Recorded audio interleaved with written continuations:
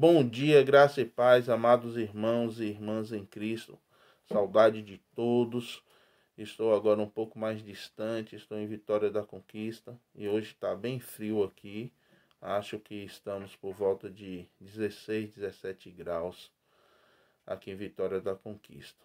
Antes de iniciar a minha fala nessa manhã, eu gostaria de parabenizar todas as mamães da nossa congregação, mamães de filhos pequenos, de adolescentes, mamães de adultos, né? Que Deus abençoe a vida de cada uma de vocês, que são nossas preciosas irmãs em Cristo, que têm tido um chamado muito especial.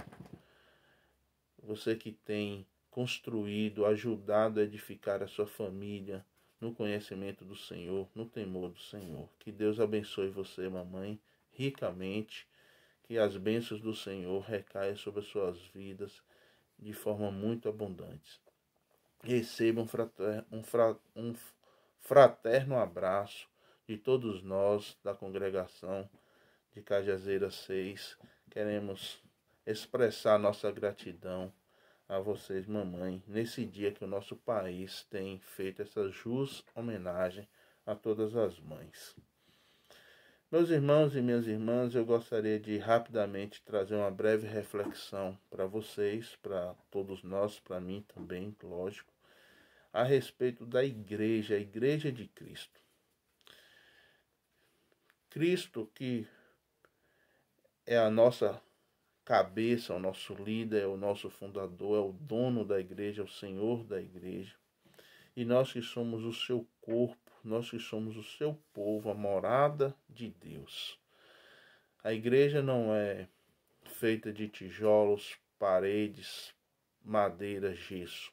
Não são templos, construções, mas todo aquele que se converteu, todo aquele que se entregou, que creu em Jesus Cristo como o único e suficiente Salvador de sua vida e teve os seus pecados perdoados e purificados por Jesus Cristo.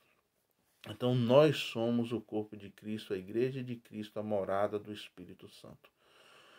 Nós estamos edificados nele, ligados nele, em Jesus, que é a cabeça, a autoridade maior da igreja. Dele recebemos a direção e seguimos os seus caminhos para fazer a sua vontade. E nós encontramos na palavra de Deus 5 grandes propósitos que Deus tem designados para a igreja. E rapidamente eu gostaria de comentar com os irmãos e com as irmãs esses propósitos que nós encontramos na palavra de Deus para as nossas vidas como povo, como corpo, como templo do Senhor. Aquele que quiser anotar, pegue o seu caderninho, uma caneta para você anotar os pontos e as referências que eu vou dar.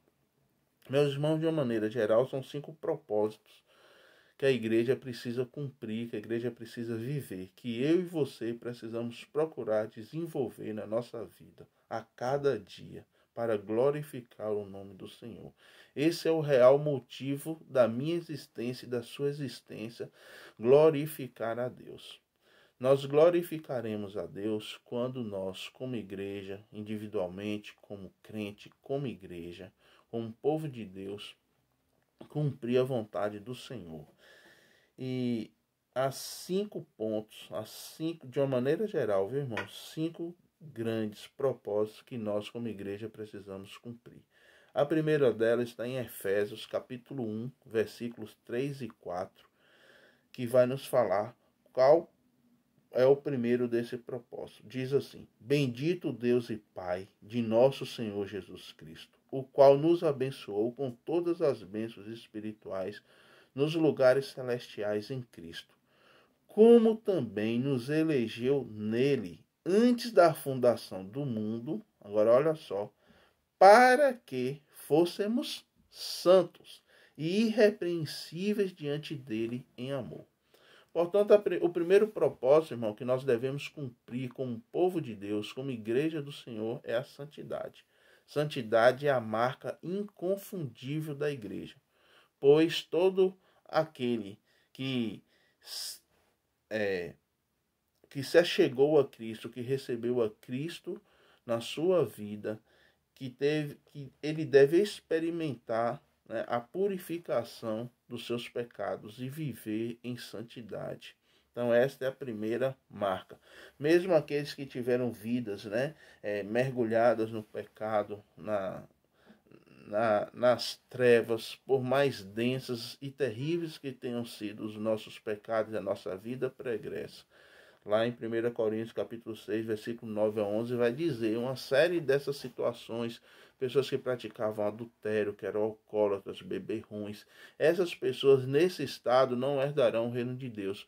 Mas mesmo essas pessoas, quando eles experimentam a graça de Deus, a salvação que Deus oferece através de Jesus Cristo, que tem os seus pecados perdoados, tem a purificação da sua vida pelo sangue de Jesus, essas pessoas são justificadas e elas passam agora a fazer parte do reino de Deus. Então a santidade é um desses propósitos que Deus tem para a sua igreja, para o seu povo.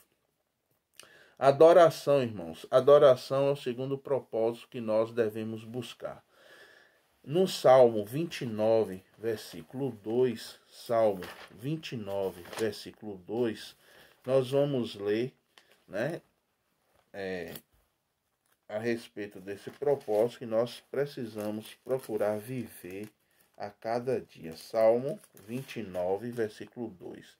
Dai ao Senhor a glória devida ao seu nome, adorai o Senhor na beleza da sua santidade.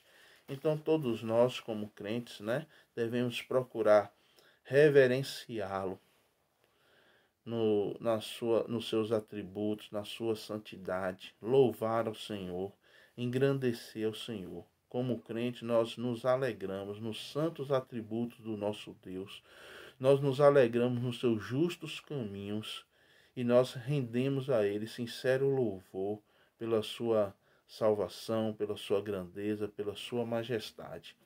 Nós não rendemos louvores a Deus apenas quando nós nos ajuntamos para o culto, mas desde quando nós cremos nele, o aceitamos como nosso Senhor e Salvador, a nossa vida, irmãos, passa a ser um culto desde esse momento.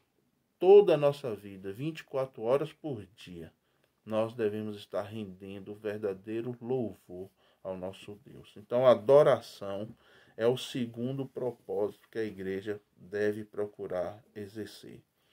Em terceiro lugar, comunhão. João, capítulo 17, versículos 11, 21 e 22, vai nos falar, né, que a comunhão é um dos grandes propósitos e interesses de Jesus Cristo para as nossas vidas.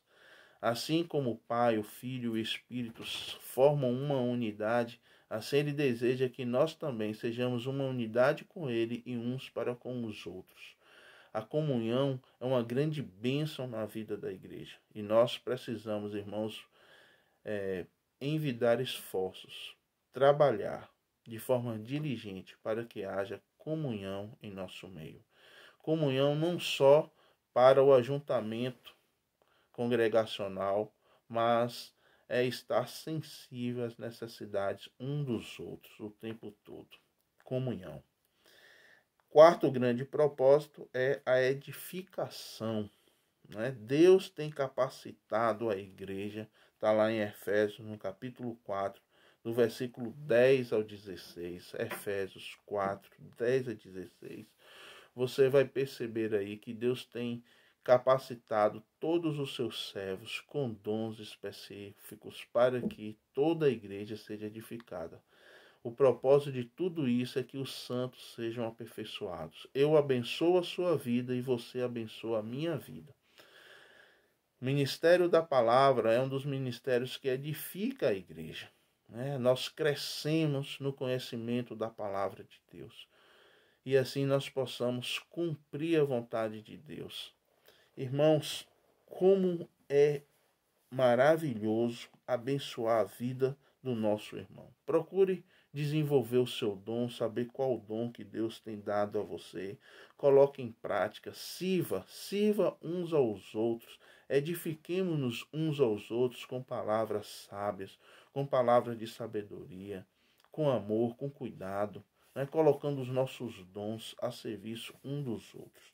Então, esse é o quarto propósito da igreja, é a edificação, para que todos os santos sejam aperfeiçoados. E por último, meus irmãos, a proclamação e a defesa da fé, para que nós possamos cumprir, né, a grande comissão que está lá em Mateus, no capítulo 28, versículo 19 a 20, que nós devemos ensinar as pessoas a respeito de Jesus Cristo e do seu Evangelho.